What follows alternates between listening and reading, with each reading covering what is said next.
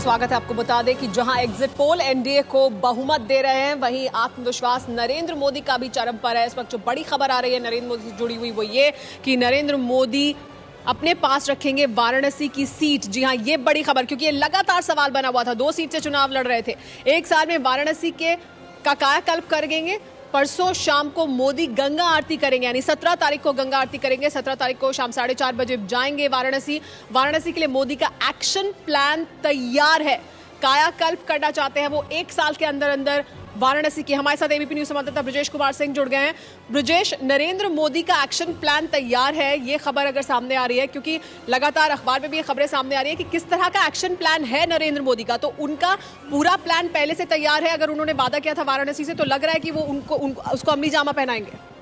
निश्चित तौर पर सुमायरा, क्योंकि देखें वाराणसी को लेकर जो एक इमोशनल कॉर्ड उन्होंने बनाकर रखा है। आप ध्यान दें कि जिस दिन वो अपना नामांकन दाखिल करने के लिए गए थे, उस दिन भी उन्होंने कहा था कि मैं वाराणसी जो है खुद से नहीं आया हूँ, मुझे तो माँ गंगा ने बुलाया है। उसके बाद से आप देखें चुनाव नतीजों के आने के बाद जो ऑलरेडी उन्होंने अपना कार्यक्रम बना लिया है, 17 की शाम वो गंगा आरती के लिए पहुंच रहे हैं वाराणसी में। तो इस तरीके से वाराणसी को लेकर जो उनकी भावनाएं हैं वो काफी हद तक रिफ्लेक्ट हो रही हैं। और मोदी की भावनाएं जो अगर उनके करीबी सूत्रों से जो उभर कर अभी आई हैं, उसको मैं बता दूं तो उन्होंने 1 साल के अंदर वाराणसी की सूरत बदल देने का इरादा किया है। जाहिर है इसका मायने ये है कि वाराणसी में बड़े पैमाने पर विकास के कार्य किए जाएंगे। जो इंडिकेशंस हैं, जिस तरीके से अगर आप देखें, जिस तरीके से उनकी गुजरात में अहमदाबाद शहर में मणिनगर की विधानसभा सीट है, जहां पर की ऐतिहासिक कांकरिया तालाब का एक तरह से कह सकते हैं उन्होंने पूरी तरीके से पुनरुद्धार किया, उसको वर्ल्ड क्लास एंटरटेनमेंट जोन बनाया, कई सारे नए इंस्टीट्यूशंस खड़े किए, सड़कें ठीक की। इस तमाम चीजें वाराणसी के लोग एक्सपेक्ट कर सकते हैं कि मोदी जो है, जो उन्होंने एक वादा किया था कि वह वाराणसी के लिए काफी कुछ करेंगे, 1 साल के अंदर वाराणसी में ढेर सारी जो है प्रोजेक्ट्स आ सकती हैं। यह बहुत साफ तौर पर मोदी की भावनाएं, उनके करीबी सूत्र इसका इजहार कर रहे हैं और बता रहे हैं कि यह 1 साल के अंदर विजिबल चेंज आएगा। और इसका मतलब यह है कि कहीं ना कहीं मोदी जो है वाराणसी को रिटेन करने जा रहे हैं, जिसका कि संकेत पार्टी के राष्ट्रीय अध्यक्ष राजनाथ सिंह ने भी दिया था। जी ब्रजेश, यही जानना भी चाह रहे थे हम आपसे कि कायाकल्प करने का प्लान है, एक्शन प्लान तैयार है, 17 तारीख को वाराणसी जा रहे हैं। इसका मतलब साफ है, जो राजनाथ सिंह, जैसे कि आप भी बात करें, राजनाथ सिंह पहले ही जिसका इशारा कर चुके हैं, वाराणसी ही सीट नरेंद्र मोदी अपने पास रखेंगे। और सुमायरा, ऐसा बहुत साफ तौर पर लग भी रहा है, क्योंकि आप ध्यान दें कि वह 2 सीटों से चुनाव लड़े, एक वाराणसी, दूसरा वडोदरा से चुनाव इसलिए लड़ना उनका जरूरी था कि एक तरफ जहां सेंट्रल गुजरात का वह मध्य बिंदु है वडोदरा, यही नहीं वह चूंकि गुजरात से आते हैं, तो गुजरात के जो मतदाता हैं, जहां पर कि वह मुख्यमंत्री रहे 2001 से, उनके साथ भी एक इमोशनल कॉर्ड जुड़े।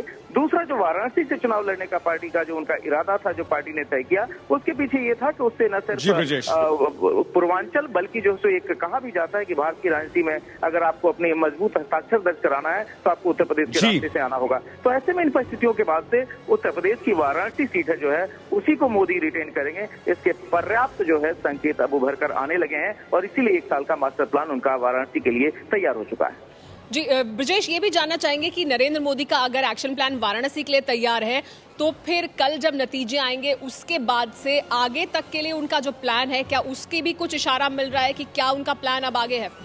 देखिए, बहुत साफ तौर पर यह है कि आज का दिन जाहिर है वह गांधीनगर में जो उनका आधिकारिक आवास है वहीं गुजारने वाले हैं। कल जो है, जैसी कि परंपरा रही है, अगर जो पिछले भी जो विधानसभा चुनाव तमाम हुए थे, अमूमन वह अपने घर पर होते हैं। एक बार जब रुझान साफ हो जाते हैं, फिर वह पार्टी मुख्यालय आते हैं। माना यह जा रहा है कि कल दोपहर के बाद वह जो गुजरात में बीजेपी का मुख्यालय है गांधीनगर में कमलम, वहां आएंगे, पार्टी कार्यकर्ताओं और नेताओं से मिलेंगे। उसके बाद से उनके वडोदरा जाने का कार्यक्रम बन रहा है, जहां पर कि एक छोटा सा रोड शो हो सकता है। और उसके बाद से शाम में अहमदाबाद का जो धरणीधर 4 रास्ता इलाका है, वहां पर शाम 7 से 8 बजे के बीच एक बड़ी रैली प्लान की गई है, जो कि एक तरह से धन्यवाद ज्ञापन होगा। क्योंकि ध्यान दें कि मोदी जब भी चुनाव जीतते हैं किसी क्षेत्र से, वहां पर वो धन्यवाद ज्ञापन के लिए जाते हैं, औपचारिक तौर पर मतदाताओं का धन्यवाद देने के लिए। तो यही प्रक्रिया जो है पहले वडोदरा में हो सकती है और उसके बाद से वाराणसी में, जिस वाराणसी को लेकर वह खुद काफी इमोशनल है। वह ये बार बार संकेत देते रहे हैं कि वह वाराणसी के साथ उनका एक भावनात्मक जुड़ाव है और उस वाराणसी में उस 17 तारीख को पहुंचने का इरादा अपना पहले ही बता चुके हैं। यानी कि वडोदरा में रोड शो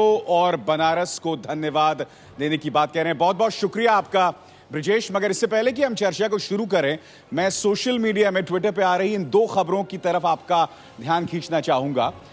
विराग पचपोरे, आरएसएस सपोर्टर ने बयान दिया है कि नाराजगी exist only in media, no BJP leader is upset and BJP has no leader.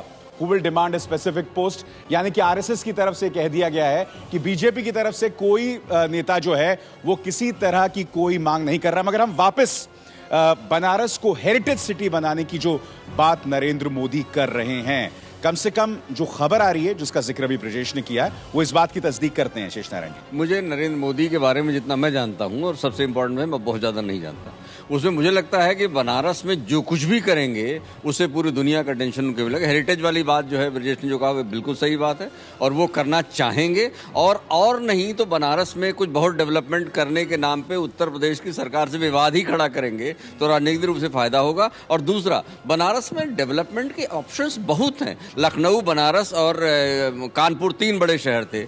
Lucknow में यमुना गोमती पार उन्होंने गोमती नगर बना दिया, इंदिरा नगर बना दिया, लखनऊ खूबसूरत शहर हो गया। बनारस में वही पुराना शहर। तो अगर मोदी एक आइडिया ही छेड़ के आ गए कि भाई हम तो एक नया शहर बनाना चाहते हैं बगल में बहरी अलंग में, तो दुनिया बदल सकती है। और इसकी कोशिशें भी लगातार होती दिख रही हैं सुमेरा। जी हाँ, कोशिशें भी लगातार होती दिख रही हैं। नरेंद्र मोदी के काम करने का जो तरीका है उस पर भी चाहेंगे कि आप नजर जो ध्यान है हमारा वो डालें, क्योंकि लग रहा है उनका पूरा एक्शन प्लान तैयार है। वडोदरा में रोड शो करने वाला है, वाराणसी जाएंगे, धन्यवाद ज्ञापन वहां पर देंगे। देखिए, मैं पहले भी इस बात को बता चुका हूं कि वो प्लानिंग पर बहुत ज़्यादा स्ट्रेस देते हैं। वो चीज़ों को काफ़ी लंबे तक, माइक्रो मैनेजमेंट तक के उसके प्लानिंग करते हैं। सिम्बोलिज्म्स का उसमें बहुत ज़्यादा इंपॉर्टेंस होता है। जैसे आप वाराणसी दे रहे हैं, सिंबलिज्म, वो एक जगह पर शॉर्ट टर्म इम्पैक्ट क्रिएट कर देंगे बाय कॉन्सेंट्रेटिंग ऑन वाराणसी, जिसके ट्रेमर्स आपको पूरे देश में दिखाई दे जाएंगे। अब बिल्कुल आपने सही कहा यहां पर, क्योंकि गुजरात मॉडल को जिस तरह से उन्होंने पूरे देश में एक तरह से उसको कर दिया और वो सफल भी होती दिखाई दी। जो बात समझ में नहीं आती अभिसार सुमेरा, वो ये कि एक प्रधानमंत्री का उम्मीदवार है जो 2 जगह से चुनाव लड़ रहा है, चुनाव के नतीजे कल आने वाले हैं, 24 घंटे में की हड़बड़ी क्यों? सवाल ये उठता है ना, एक 24 घंटे का इंतजार किया जा सकता है। 17 तारीख को विजय दिवस मनाने की घोषणा चुनाव नतीजे आने से पहले कर दिए गए।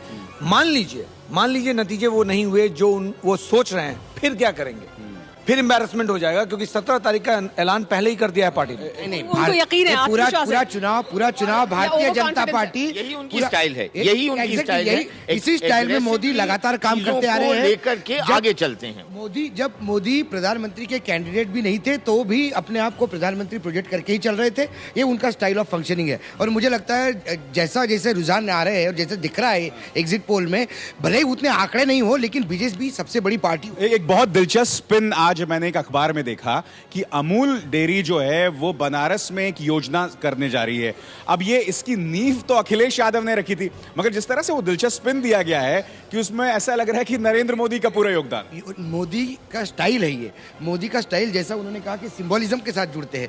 और हमको ये भूलना नहीं चाहिए कि अमित शाह ने कहा कि अगला टारगेट हमारा उत्तर प्रदेश है, इसलिए मोदी कुछ ना कुछ ऐसा मैसेज देना चाहेंगे उत्तर प्रदेश को कि बनारस में मैं आया तो मैंने ये करके दिखाया है, पूरा उत्तर प्रदेश मेरे पास दे दीजिए, तो मैं डेवलपमेंट की नहीं रहा। इस पर मिश्रा जी भी कुछ कहना चाहते हैं। देखिए, ये जो आपने पॉइंट बताया, ये बहुत ही कारगर बात है, क्योंकि इसके पीछे बहुत बड़ी राजनीति रही है।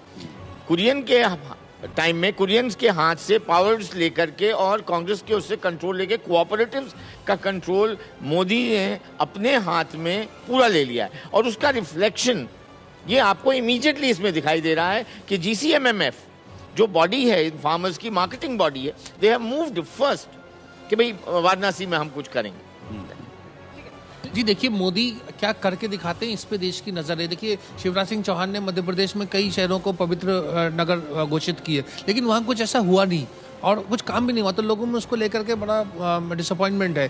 तो नरेंद्र मोदी कितना करके दिखाएंगे, क्योंकि देखिए सेंट्रल स्टेट की बात है, अगर किसी प्रदेश के किसी एक क्षेत्र को बढ़ाना चाहते हैं तो उसमें राज्य सरकार के तालमेल के बिना ये संभव नहीं है। ये विवाद को सबब बन सकता है सुमेरा? देखिए, असल में पोजीशनिंग का मामला तो समझ में आता है कि नेता और कंपनियां और कॉर्पोरेट हाउसेज अपनी पोजीशन, ये इस लेवल का लीडर भी अगर इस किस्म की पोजीशनिंग करना शुरू करे कि अमूल का, अभी क्रिकेट की खबर मैं कहीं पढ़ रहा था कि BCCI अमित शाह के पास आने वाला है। अब ये सारी पोजीशनिंग अभी पावर आने के पहले शुरू हो जाए तो तमाशा देखने में तो अच्छा लगता है। लेकिन गंगा का एक्शन प्लान किसी भी आपके मुताबिक आत्मविश्वास है या ओवर कॉन्फिडेंस? ओवर कॉन्फिडेंस है। अगर गंगा के लिए कुछ करना है तो एक दिन का वक्त बीता नहीं। किसी भी कंसल्टेंट कंपनी के पास जाइए, वो सब योजना 15 दिन में बना के इतनी बढ़िया दे देगा कि उसका असल में ये है कि इम्प्लीमेंट कौन करता है, उसका विल क्या है। बीजेपी का बनारस से क्या लगाव है, ये नया नहीं है। वहाँ शहर का प्रशासन से लेके राज्य सरकार तक उसके पास रहा है, सेंटर की सरकार रही है। तो अब मोदी आके क्या करेंगे ये आने के बाद देखना चाहिए। आज से वो सब, लेकिन क्या भी सिर्फ संदेश देना एक चाहते हैं, ये एक बड़ा सवाल है। अब इस पर बात करेंगे आगे भी कि वाराणसी का जो उनका कार्यक्रम है, जो अभी से बताया जा रहा है, उसके दरअसल पीछे क्या है, राजनीतिक पॉइंट स्कोर करना है या ये सिर्फ स्टाइल ऑफ फंक्शनिंग है, इसी तरह से काम करते हैं नरेंद्र मोदी।